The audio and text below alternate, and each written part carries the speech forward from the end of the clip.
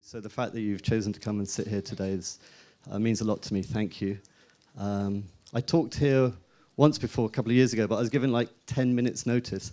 And it was a bit of a ramble, so I really hope that I'm better prepared this time. Although it doesn't come naturally to me, I'm quite happy in front of the camera, but standing on a stage is a little bit more terrifying, to be honest. So let's hope we can get through this. There's so many things I could talk about. Obviously, having had the great privilege of living with tribal people around the world, there's so much that we can learn from those who are still living close to the land. And clearly having had those opportunities to look at things like community living, connection to nature, spiritual practices, healing practices, the ways that we bring up our children, all of these sorts of things are what so much of the talks that are going on here this weekend are about. And we have so much still to learn from our indigenous cousins around the world. But when the wonderful people at Seed invited me to come and talk, I was, I can talk about what I like, but the thing that I felt that I really wanted to share was not so much those specific aspects, but more the overall picture of society as a whole and how we can live in a different way with each other with the planet. And this particular thing that I had gained from my time traveling around the world that meant the most to me. And it's quite hard to articulate, which is why I'm glad that I've got an hour, because I guess I need to paint a picture, because what I want to try and bring today is actually a different paradigm. It's a completely different way of being and seeing and living in the world and experiencing the world. And I touched a bit on some of this in the film that I made called Tawai, which also showed here a couple of years ago, and some of you may have seen it. So some of what I'm going to talk about is related to some of the topics in Tawai. But if you have seen the film, don't worry, there's plenty that I'm going to try and touch on that goes much deeper, including one aspect in particular that was going to be in the film, but I got so scared I took it out. And it's now on the website, but it's like the next level. And I'll sort of share with you a little bit later why it is that I got so scared and panicked and took it all out. Because it's quite a hot potato in a way, and it challenges a little bit of where we're at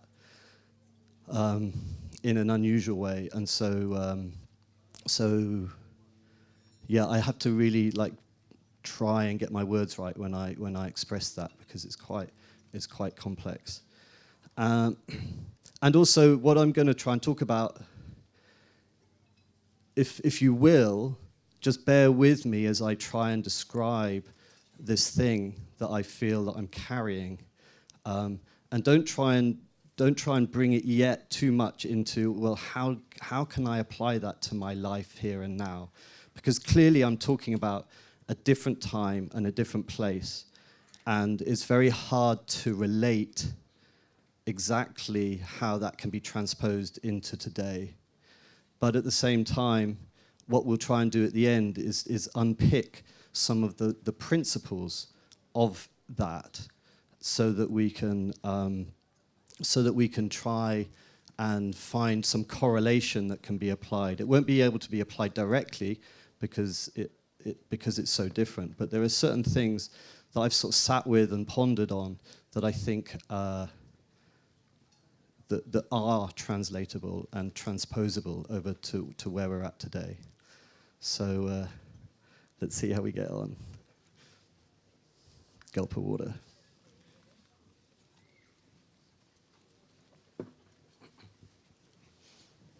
So, if you will, it's a seed. If you will, it's a seed that I'm carrying, and that seed has absolutely changed my life, having had the privilege of collecting it from another place. And it's the seed that I hope to put into your hearts and minds and souls today, so that you can take that away too.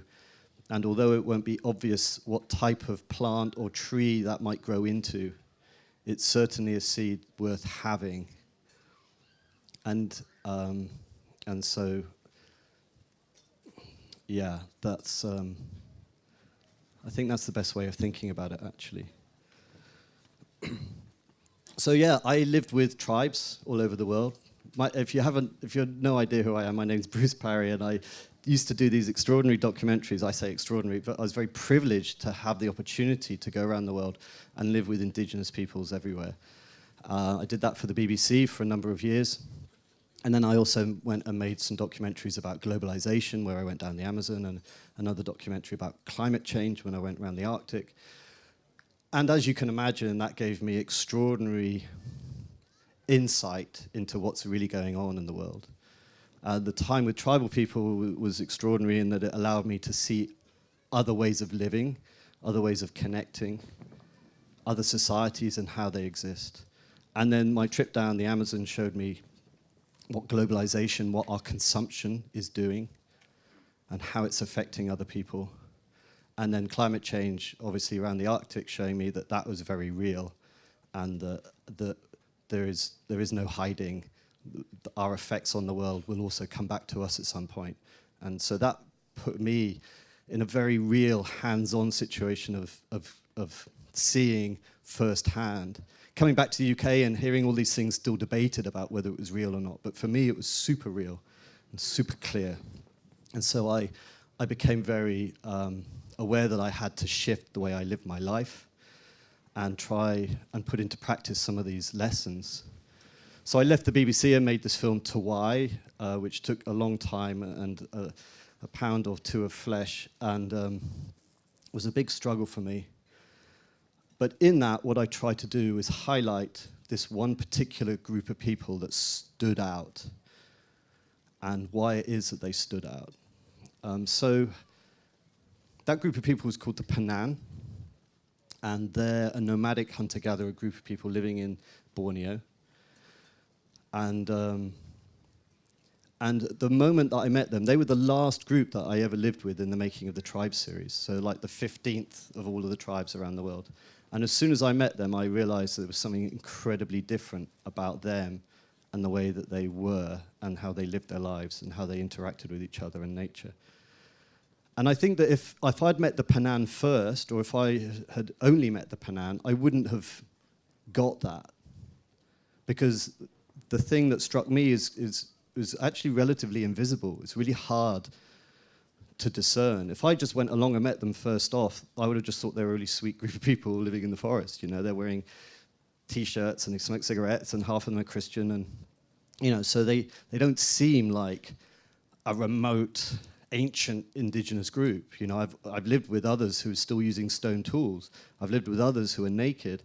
I've lived with others who are still I've even met uncontacted tribes, and most of us think, well, an uncontacted tribe must surely be the oldest tribe.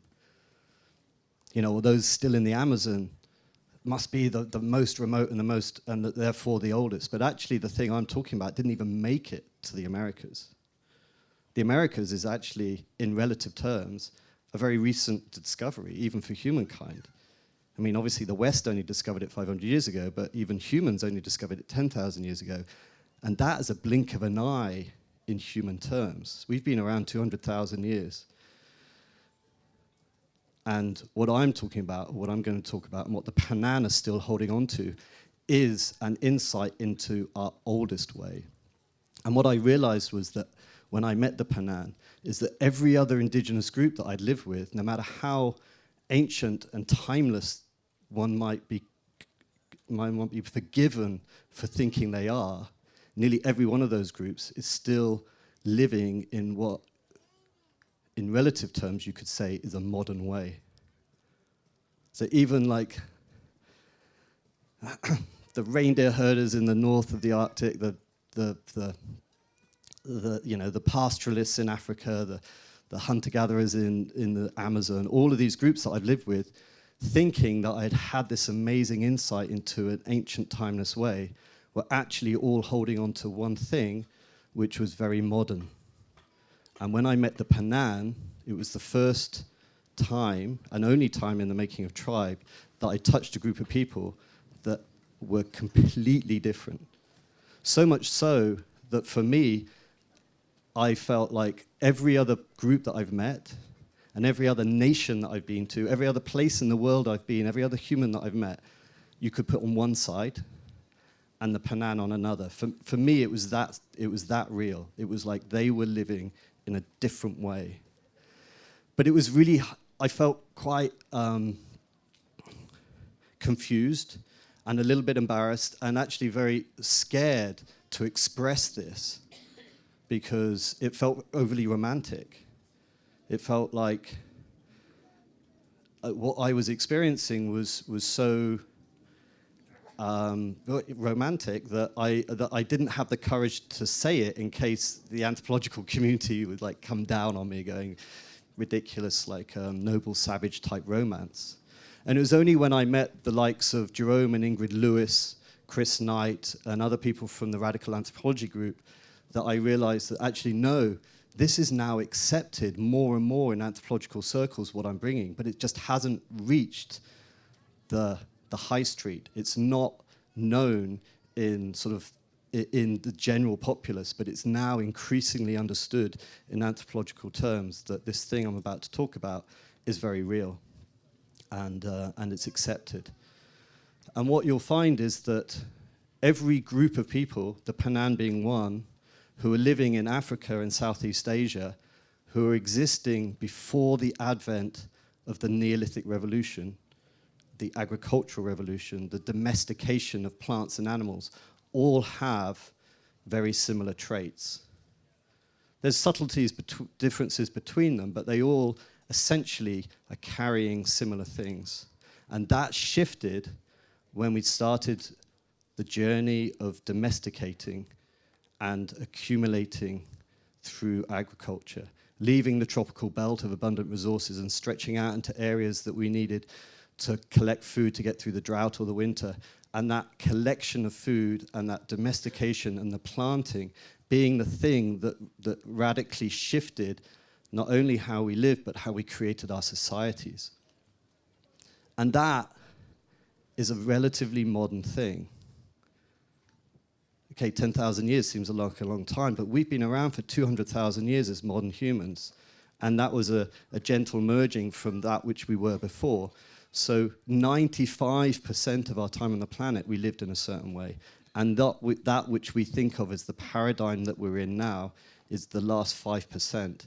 And that last 5% has brought about so much of the problems that we're now dealing with that weren't there before. And meeting these people and how they were with each other radically forced me to reevaluate my understanding of society and human nature in a beautiful way, but in a complex way. So, the Panan, they're nomadic hunter-gatherers flowing with the rhythms of nature through the forests of Borneo. They carry everything they own on their backs. They put up a few sticks and make a little hut, no walls, living with other people around them, as they go to where the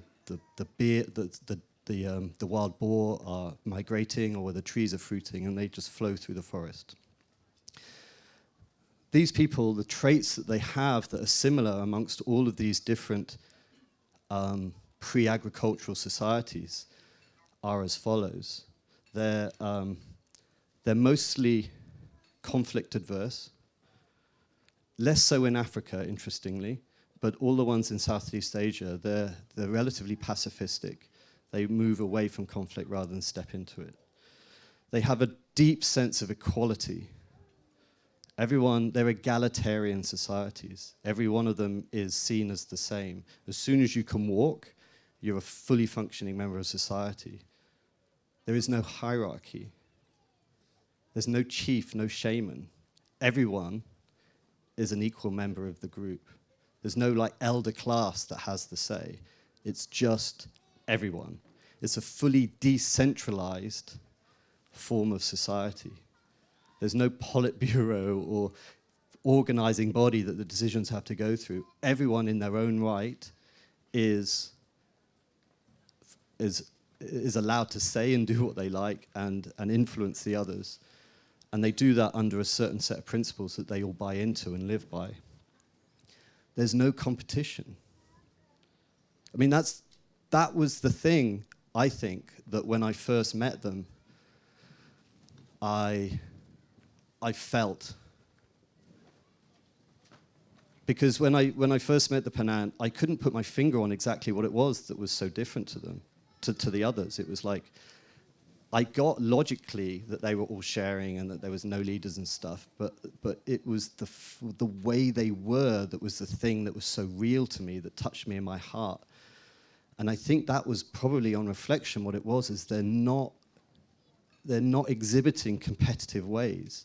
It doesn't mean to say they're not capable of competition or that they don't understand it. It's just that their society has grown in a certain way whereby they're not exhibiting those traits on a daily basis.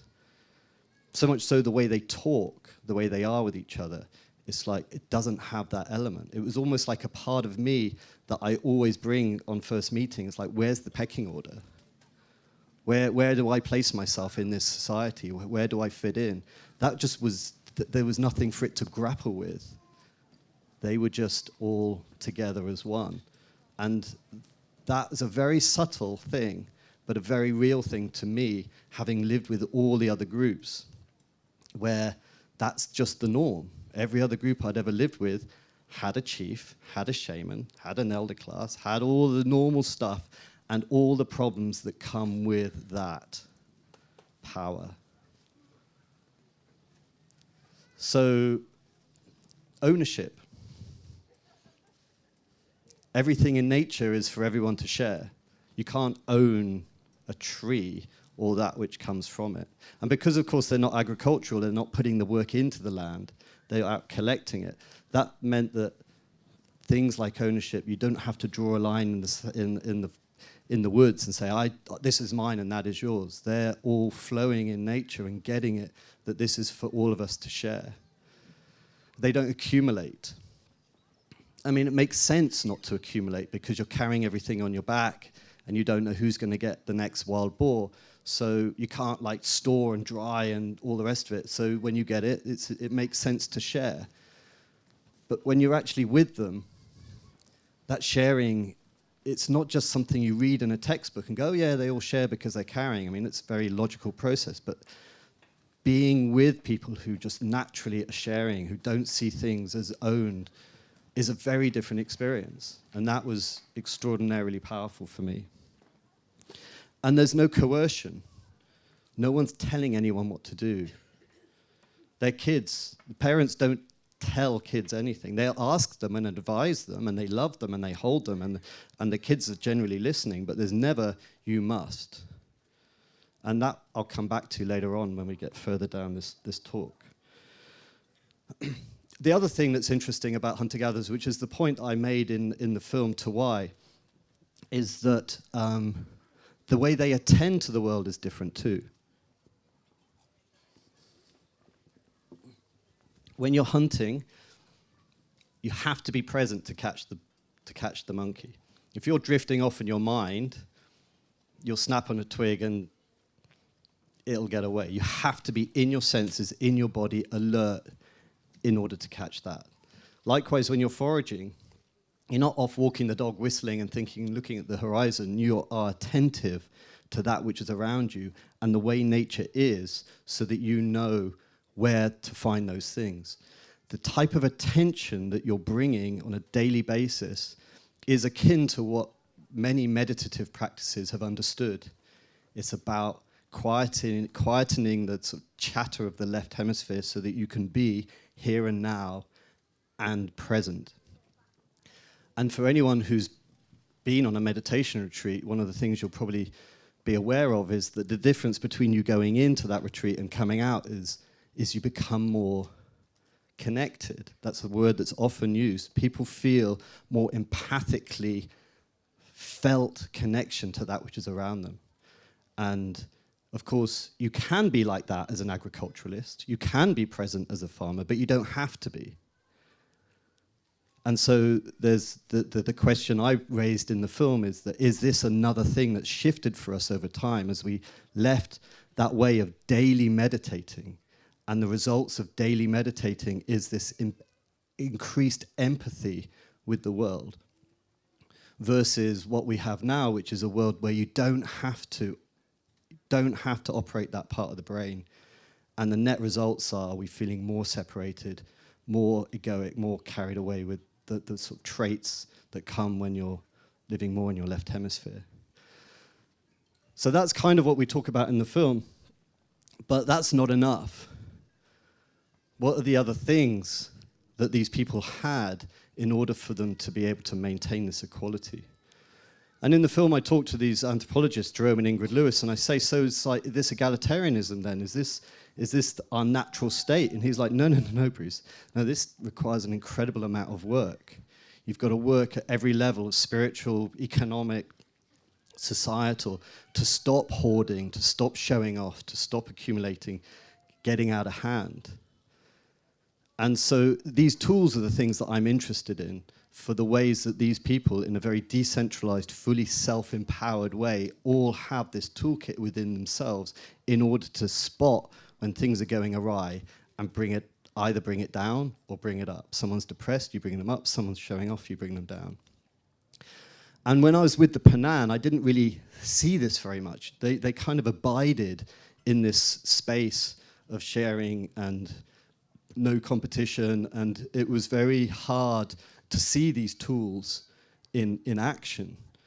So I was very lucky that I went with Jerome and Ingrid Lewis off to Africa to live with this group that they know very well, that they spent the last couple of decades with, called the Benjeli, who you might have seen recently on a Channel 4 doc with Livia Smitka, who's been living with them. She's not been living with the nomadic Benjeli, so the traits that you'll see in that film are not what I'm talking about exactly. The group that she's with are settled. You see that from their huts. They're very permanent settlements. But it's still the same group, and they're going through some changes now, which you'll see in those programs, but ultimately they do carry similar traits to what I'm talking about.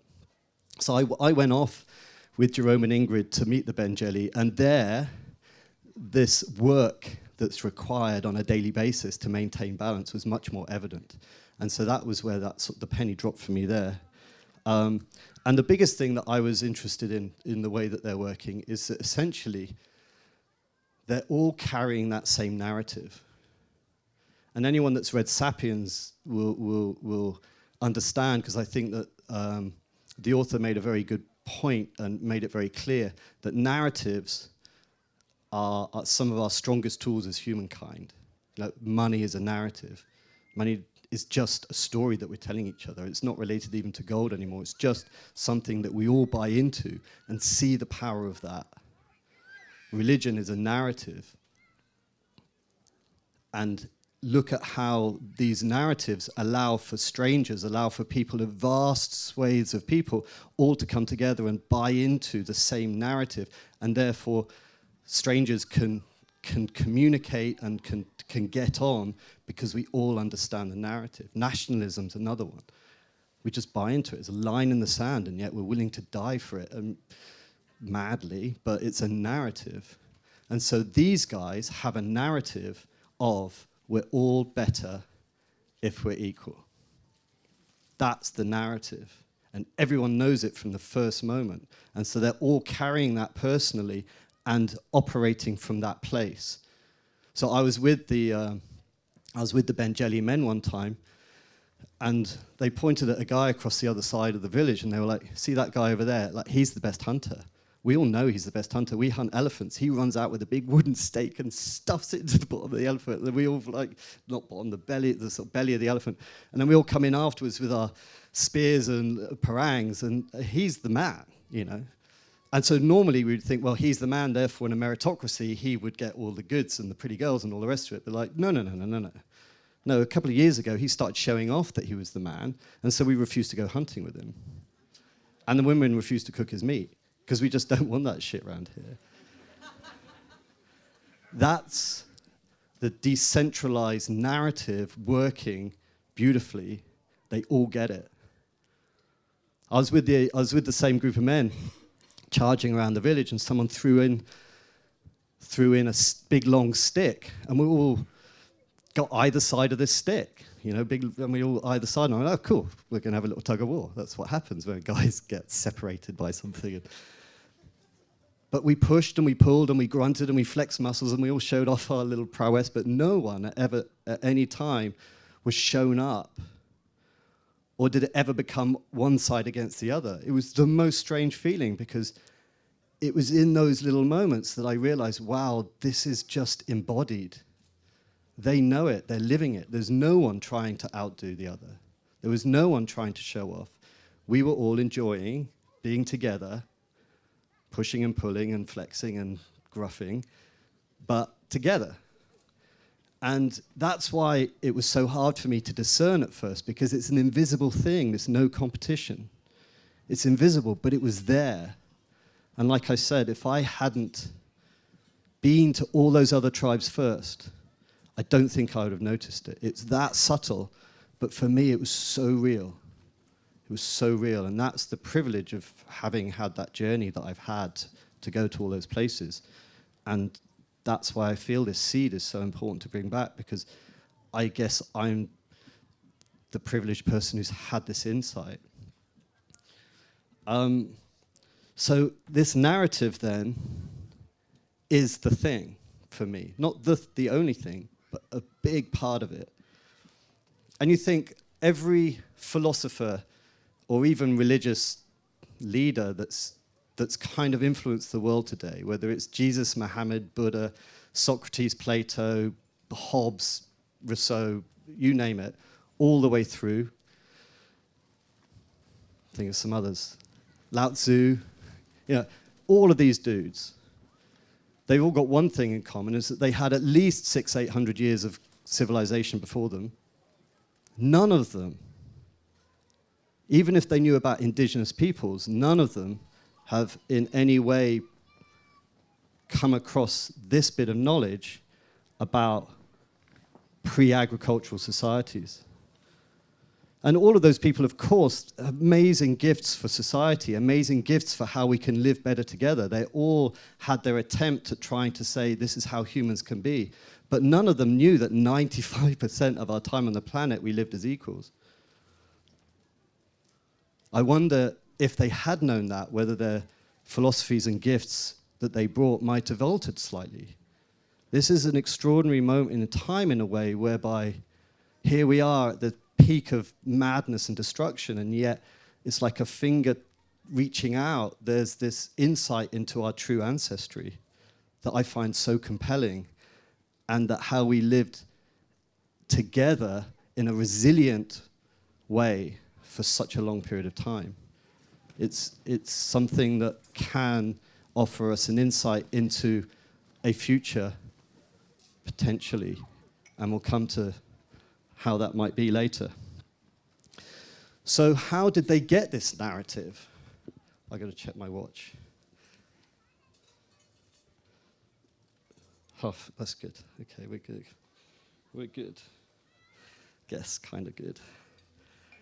How did they get that narrative? I mean, that's the thing. So here's a group of people, or groups of people. All of these pre-agricultural societies in Southeast Asia and Africa are holding on to a similar narrative. And so experts now believe that this is a similar way that we were, egalitarian societies for the majority of our time on the planet. And by the way, this is so kind of unknown that we're all aware of how many extraordinary voices there are today out there and popular science books and people with huge followings that are just not talking about this, whether it's Jared Diamond in his last book, or Steven Pinker talking about how we've always been aggressive, or even, God, I can't remember his name, Jordan Peterson, who's talking about lobsters and how we've always been bloody hierarchical, and therefore, but he's missing out 95% of our time on the planet. He's like, well, hierarchy is therefore always been there, and we can't avoid it. It's like, whoa, slow down, mate. No. There's something missing in so many of these stories that are out there, and I really feel it has to come back. But the question is like, yes, we did come from lobsters. There has been hierarchy. Not only that, every other ape species that's out there, apart from the bonobos that we can talk about later, but every other ape species out there are generally all alpha male, hierarchical, apex, aggressive, harem-based societies.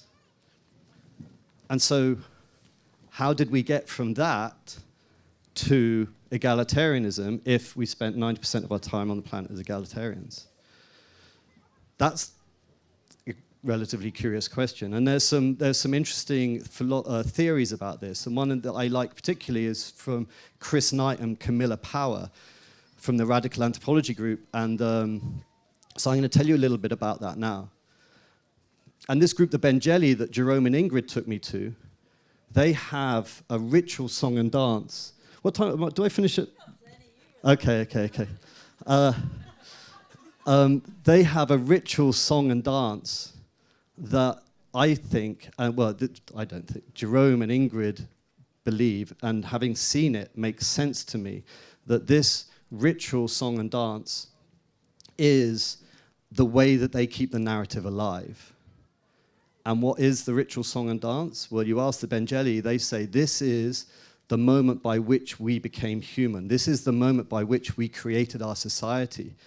And the ritual is called a jengi. And a jengi is a male spirit that comes out of the forest. And it looks very phallic-like. And it's this swirling bunch of leaves that goes up and comes down. And it's a forest spirit that comes into the village. And essentially what you see is the dances, all of the men in a line trying to keep this male spirit away from the women. And what Chris Knight and Jerome and Ingrid all think is that this is perhaps a reenactment of the moment when the women came together and said no to the alpha male and invited the other men into the community, provided that they lived without aggression and without competition in their hearts. And when you see, and I have that ritual, it makes sense. It looks like that. And they say that is the spirit by which we became pregnant before the time that we created society. So that's kind of pretty bonkers and pretty amazing. And it's interesting that the Bengeli are probably, alongside the San Bushmen and Aikung and others of the Central Kalahari, probably the oldest unbroken lineage of peoples on the planet, if we believe that we came from that part of Africa and all the rest of it, which is generally accepted. So this is quite possibly the oldest story that I have ever come across or heard about. It's like ancient narrative tale that keeps alive this story that brings these people together. But that's not enough. You have to ask, like, why did that shift happen? What was it about us that wanted, those women that wanted to make that change? And again, Chris Knight has some interesting theories about this. And this is, we're entering in now into the area that I was filming and that I had at one stage in the film Tawai, but I took it all out because it was a bit of a hot potato. And as a white male trying to describe these things with a sort of narrative voice of God aspect to the film, it was all just getting a little bit too much, if I'm honest. And so that's why I took it out. Because it's quite sensitive, some of this area that I'm going to go into now, and I have to really be careful how I describe it. So forgive me if I'm a bit clumsy, but I think that it's interesting. And some of these areas now I'm entering into theory and theoretical stuff, and of course there are competing theories out there. But this is the one that Chris Knight holds that I feel is relates, it fits with my experience, and so that's why I want to share it. So you imagine, as humankind started standing upright for whatever reasons environmentally, our hips narrowed, our brains were growing increasingly, we have to give birth early. That's pretty accepted, that we give birth to relatively premature offspring. They should still be in the comfort of the womb for a lot longer, but we have to get them out because we can't get them out through the hips. So you basically end up with a pretty helpless offspring. And that, whereas most other primates, probably the offspring can like grip hold and the women can get out about their days using both hands, it's quite possible that this was becoming harder for our ancestors. And so it's quite, it stands to reason that they would like some help.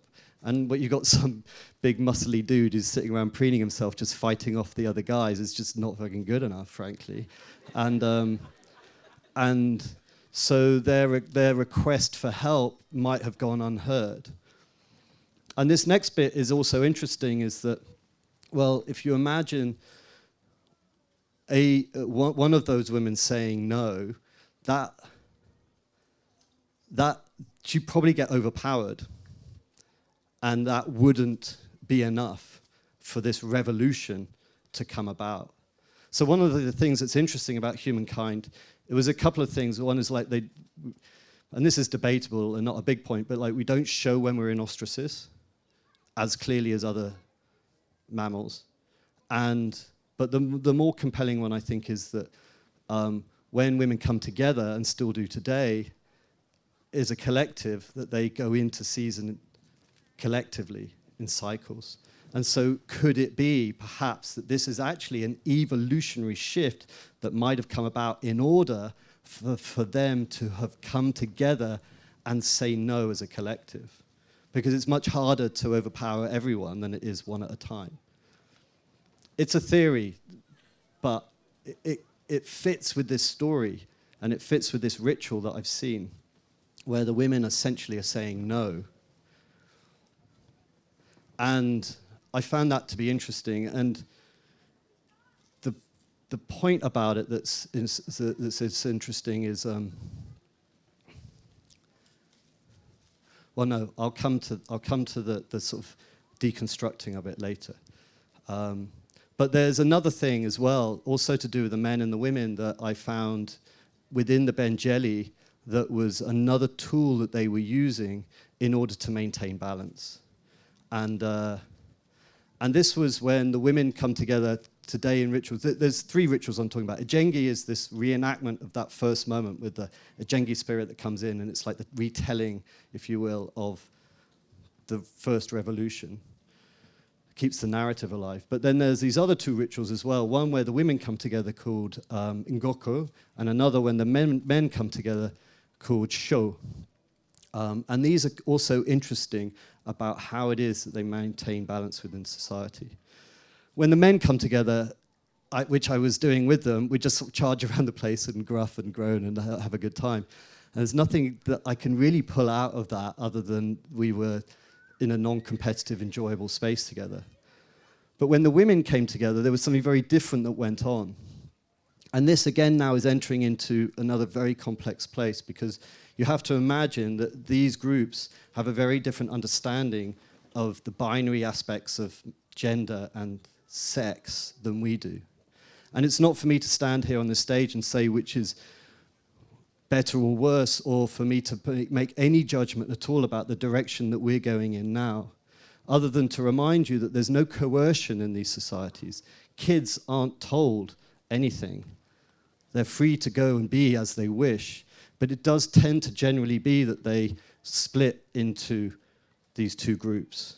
And it is probably fair to say as well that those 2 groups do have different qualities to each other.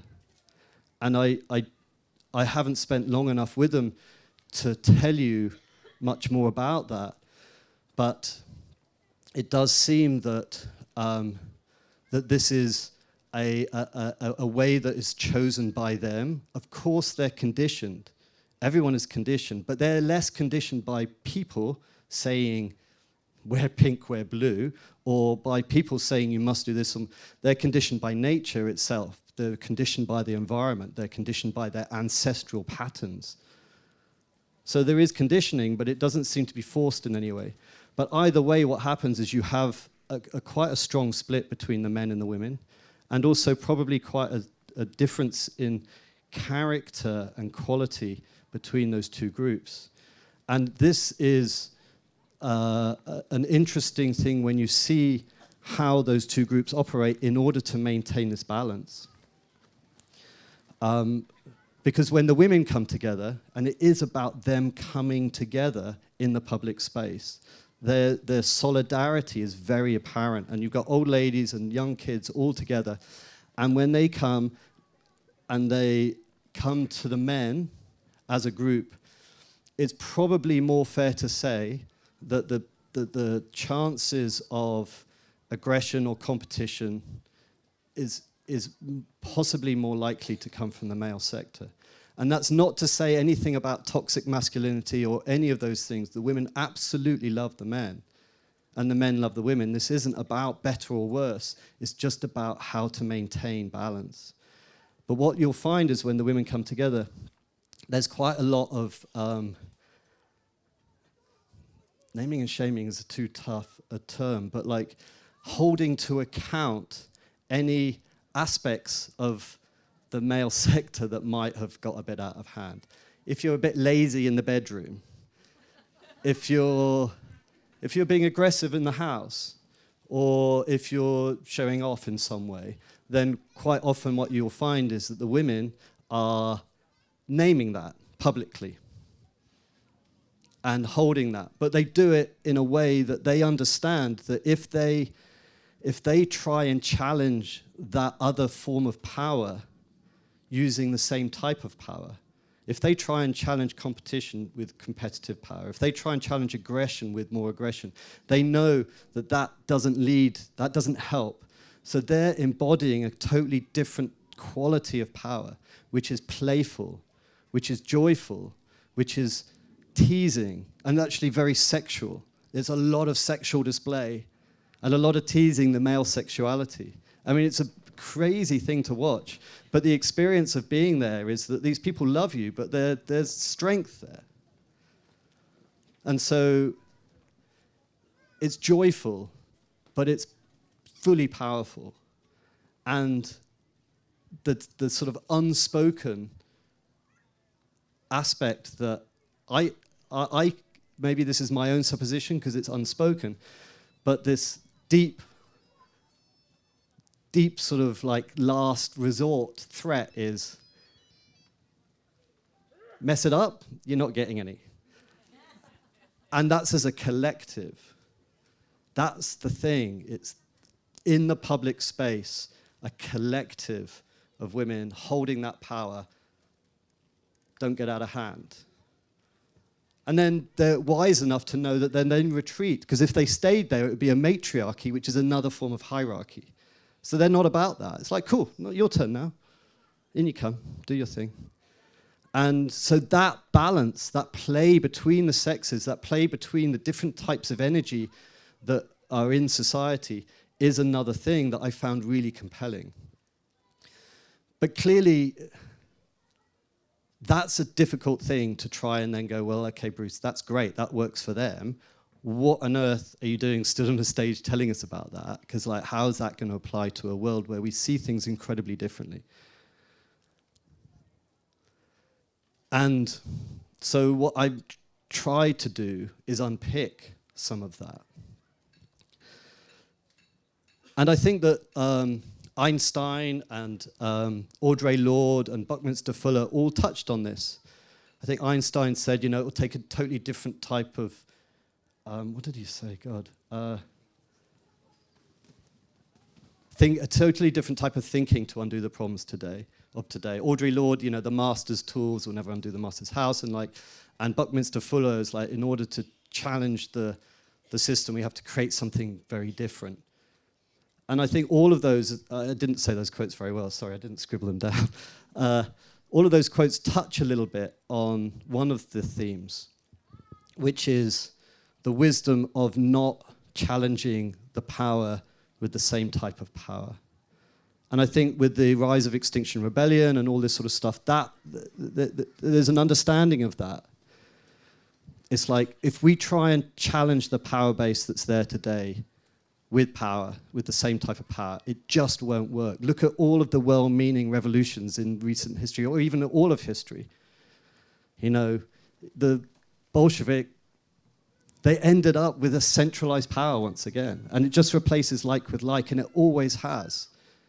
It's quite possible that that Benjeli revolution, or the human revolution at that time to get rid of the alpha male, the only real revolution in history that has come about with equality at the end, rather than just another power base that gets out of control, because we lost the narrative. We lost the narrative that told us that power centralized cannot help itself but try and reinforce itself. And if you even look at left and right-wing politics today, no matter how well-meaning the left is, it's still a centralized power. Like, give us all your stuff and we'll share it out. It's just another form of power in a way. Now, of course, it's the best we have of the options out there because we're terrified of anarchy. But those Panan are anarchists. Monarchy, one leader. Anarchy, no leader. And yet I remember talking to Jerome and Ingrid and Jerome said, I'm not talking about the African groups, but like those in Southeast Asia. He said, these are the most peaceful people on the planet. And I'm like, Jerome, come on, mate, you can't say that. He goes, Bruce, I'm a professor of anthropology at UCL. We've had, like, people have been studying these groups now for decades. Every means by which we test peacefulness, these groups come out top by a long margin again and again. These are the most peaceful people on the planet, and they have no leaders, no hierarchy, no ownership. This is a peaceful way of being, if everyone understands the narrative. Now, admittedly, we're not capable of going to that place straight away. We're carrying a lot of wounds, with a lot of resentment. There's a lot of injury inside us, a lot of trauma. No wonder that all of the books written about little piggy on the island leads to fucking madness and everyone tearing each other's hearts and eyes out, because that's the narrative that we're living with. And it's also when we look inside ourselves, we often feel, well, darkness. But that's why I found this so interesting, is that we have our world leaders telling us there's an axis of evil. Go and fight them. We need to lock them up for good because they're just bad people. But in the Panan, there's no such thing as that. They understand that actually all humans are amazing. There's another group that I haven't visited, but I've heard of in Southeast Asia, where they see any form of violence as a type of mental illness. No trace of it at all. Where's the axis of evil or just bad person in that society? They just don't exist. So that forced me to radically reevaluate my understanding of human nature. It's like, it is how we create our society, is how we can all be. And this thing between the men and the women and how they operate to balance, it's like, it's hard to figure out how to bring that into today's world. I do have a feeling that we have lived in a patriarchy for a long time, and that we're looking at the world through this prism of that, and that actually some readdressing of that, as is happening today, is so vital. It's such a hot topic, and that would be a whole nother talk in its own right, to try and unpick that in a loving way. Because, of course, we all look inside ourselves and feel very differently about who we are and how we feel. And that feels very natural to us. But there is something, I think, in the way that the Benjeli were holding themselves, the way that the women were coming together in the public space, and their quality of power. Of course, we all hold masculine and feminine traits within inside ourselves. But it's hard to know. It's hard to stand here on the stage and say really what I think I want to pull out from that. But I want to sit with it. I want to sit with that more. I want to honor that and ask deep and quite difficult questions about our society today and where we're at with all of that. because it seems that we are living in the paradigm of the masculine, of the left hemisphere, and this other way that had the joy and the teasing and the playfulness, and yet this strong power of threat, if you will, of abstinence or sex strike. It's not part of our where we're at or our story. But I think that those women were living in a society where they didn't want to be. They weren't like all going, oh, all the best jobs the guys have got. They were super happy where they were at, it seemed. They were fully empowered and enjoying and loving the way they lived their lives, not feeling resentful or in any way hard done by. They were like, yeah, we're loving this. We're having a good time. And I know that I am now adding maybe conjecture or supposition or maybe my own personal take on that. But I guess I'm stood on this stage because you want to hear my experiences, and I'm sorry if any of this feels uncomfortable or not where you're coming from, but it's just, and it's terrifying for me to even say it for risk of getting these things wrong, but I feel that I have to share that somehow. And it doesn't feel the same back home. Those people were fully themselves, men and women, loving each other, but playing in this realm of difference. And being an English guy going to a place like that, you feel so stuck. They were so, especially the Benjeli, so like alive and themselves and free and individual. And yet it's an individuality that has a collective aspect to it. There's an individual, but they also buy into this story of being together, and that being the most important thing. So, I don't have a little thing to round it all off with, other than I just meandered a little bit at the end there. So I guess it's probably around the end of my time, but I hope I haven't missed too much, but I also hope that there's something in there that for us to think about. Like I say, it's a seed. I don't know how necessarily that will find itself in your heart and what that might grow into. It may be that this is just something for growing after a collapse. It may be that we can't turn the boat around. I don't know. All I know is that in the sort of the cultural narrative we have today, this story isn't told. It's just not there. You know, it's ever been thus. Rising tide raises all shit. All of the stuff that we hear, more things will make you happy, more goods will make you happy, more money will make you. All of these narratives that we're holding on to are almost completely the opposite direction to what these narratives that these people had. And somehow it's been severed. And we need to know what our true ancestry is. And how we use that, I don't know, but holding on to it and believing it and knowing it's true, I think, can bring about some shift. When we come to vote or when we come to buy things, it's like knowing this is so key to, I believe, how we're going to figure our way out through the future. And so, yeah, I'll leave it at that. Thank you, everyone.